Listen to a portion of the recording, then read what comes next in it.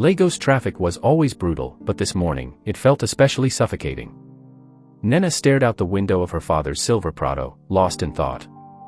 Her phone buzzed with unanswered messages, friends wondering why she had suddenly gone quiet, why she hadn't shown up at school for 2 weeks. The answer weighed heavy on her heart. Her father, Chief Majuabuchi, cleared his throat beside her. "You're doing this for the family," he said, not looking at her. Nnenna didn't reply. She was 23, beautiful, smart, on the brink of graduating from the University of Lagos with a degree in architecture. Her dreams had always been tall and bold, like the buildings she sketched late into the night. But all of that now felt distant. She remembered the day it all changed. The family business had crashed, and the debts had swallowed their estate in Ikoyi. Her father's political allies abandoned him, and her mother had fallen ill under the stress. Then came Chief Alau. He was 62. Bald. His face was a map of deep lines and liver spots. The kind of man who always wore imported Igbata and smelled of expensive cologne that couldn't mask the scent of decay. A billionaire from Abeokuta with hotels across West Africa.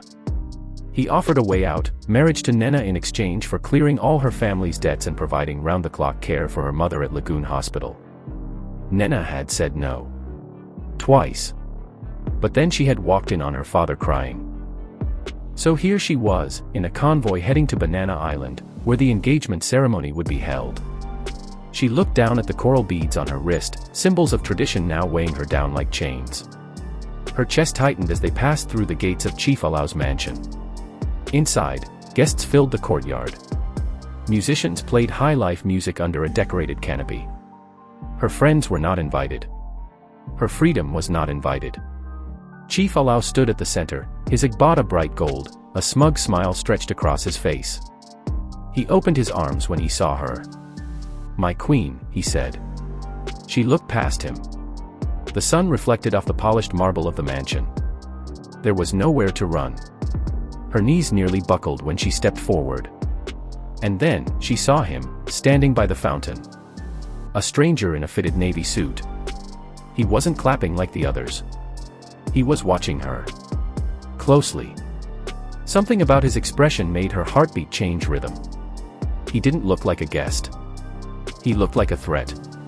Or maybe an escape. Nnenna tried to look away, but the stranger's eyes held hers, calm and unreadable.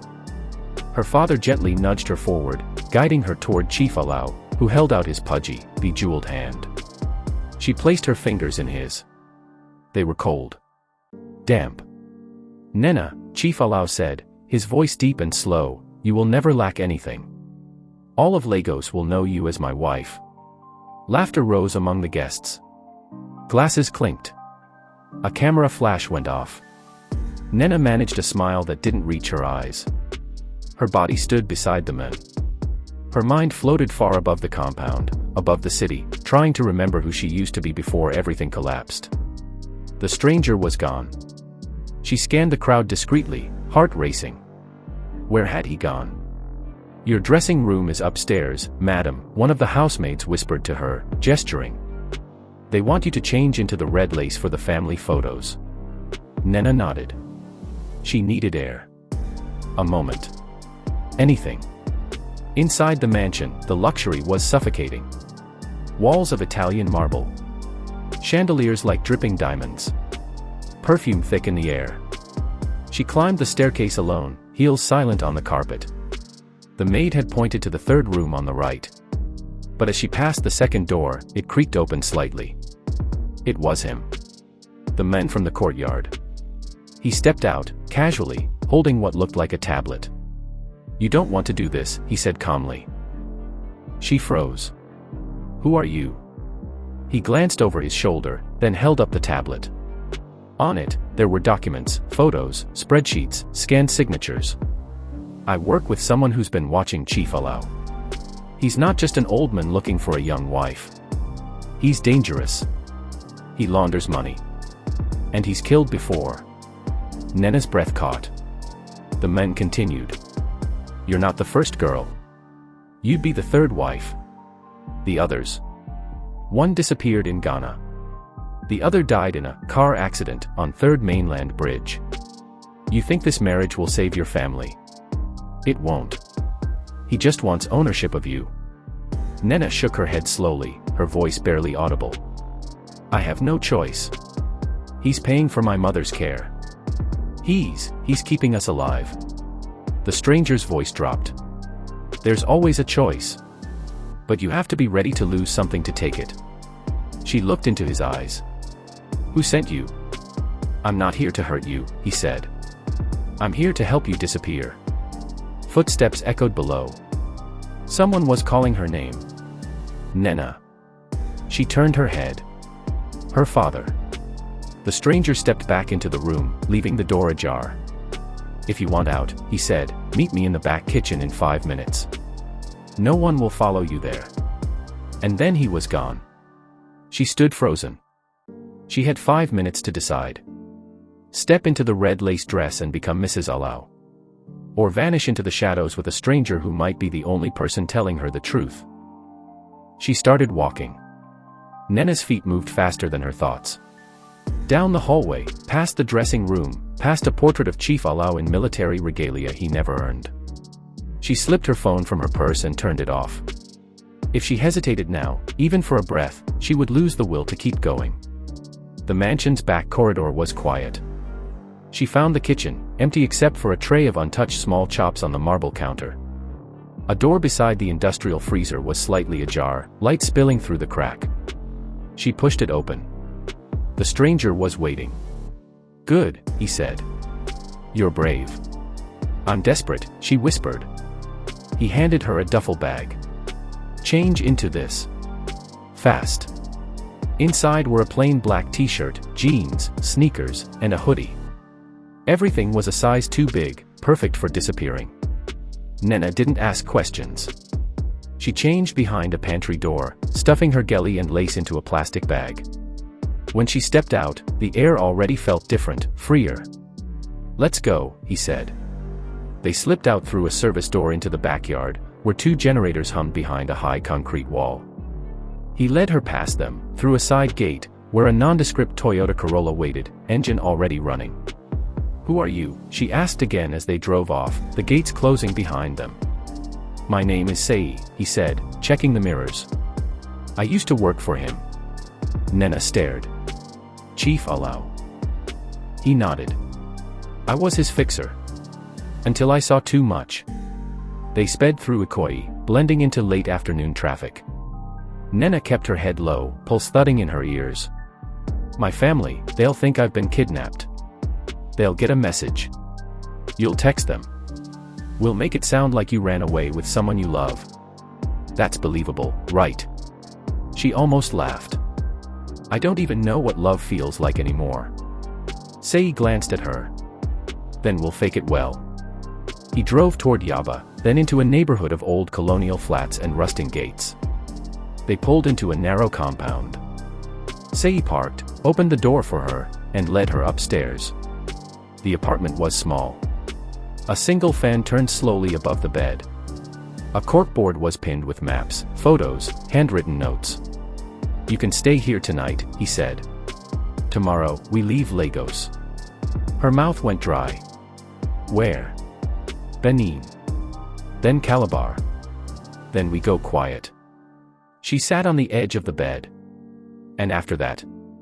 Sei looked at her. You decide who you want to become. She turned to the window. From here, the city looked like someone else's story. The air was still thick, heavy with risk. But for the first time in weeks, Nnenna didn't feel like she was suffocating. She was terrified. But free. Then her phone, still off, buzzed in her purse. Once. Then again. She looked at Sei. He stepped forward, took the phone gently, and turned the screen toward her. 2 missed calls. Both from her F. If you come back now, we can still fix this. Please. He knows you're gone. He's angry. Then another message appeared, just 3 words. He's coming. Run. Nnenna's blood ran cold. Sei's face tightened. He grabbed the phone, yanked the battery out, and tossed it into a drawer. We leave now, he said. But where? How? No more questions. Just move. They flew down the stairs, out the back entrance. The Corolla was no longer safe. Sei led her through a network of alleys, emerging near a mosque where an old Danfo bus idled. He exchanged a quick nod with the driver. No words. They climbed in, and the bus pulled off before she had time to settle. As they weaved through Yaba's chaotic streets, Nnenna glanced back and saw a black Prado SUV roll past in the opposite direction, her father's. Close. Too close. For the next few hours, Lagos melted behind them. Third Mainland Bridge stretched like an escape tunnel. Sei didn't speak much. Just kept checking mirrors, always alert. Nnenna sat with her thoughts, broken, sharp pieces she couldn't yet arrange. By nightfall, they reached Benin City. A woman named TT met them in a safe house near Ugbowo. She hugged Nnenna without asking any questions, handed her a new phone, new ID, and whispered, "You don't owe him silence anymore." 2 weeks later, a story broke online. A leaked document, detailing Chief Alau's overseas accounts, corruption links, and the mysterious deaths of 2 former wives. The images were blurred, names redacted, but insiders knew. Sei's work. 1 month after that, Chief Alau was arrested at Murtala Mohammed Airport, trying to flee to Morocco. Nnenna watched the news from a new apartment in Calabar, sunlight pouring in through wide windows. She sipped tea, her fingers ink-stained from sketching a new design, her own architectural firm's first office. The logo, NNN Designs. Sei stepped onto the balcony behind her. They said he cried when they took him. Nnenna didn't look up. Good. What now? He asked. She smiled faintly. Now I build something that's mine. No more cages. He nodded, resting beside her. You never needed rescuing, you know. You just needed a door. And you kicked it open. They both laughed softly. The future stretched before them, not perfect, not easy, but theirs. The end. If you enjoyed this story, like, subscribe, and comment your opinion below. Would you have trusted Sei? What would you have done if you were Nnenna? Let's talk.